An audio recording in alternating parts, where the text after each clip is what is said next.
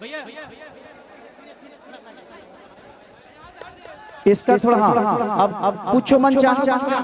भैया पटना में बहुत स्वागत है। सर्दी के मौसम में आते ही आपके आते ही आग लग गई है, तो क्या कहना चाहेंगे भैया? इस सर्दी में आग की ही जरूरत है, इसलिए मैंने आग लगाई का ये सॉन्ग लाया, क्योंकि सर्दी बहुत है यार, अभी आग की जरूरत थी। और मैं क्या आग लगाऊंगा, रक्षा जी खुद ही इतनी पटाखा है कि कहीं आग लगा देती है। और हमेशा से ये बहुत अच्छी आर्टिस्ट भी हैं और इन्होंने बहुत प्यारा काम किया है, तो बधाई के पात्र ये भी है।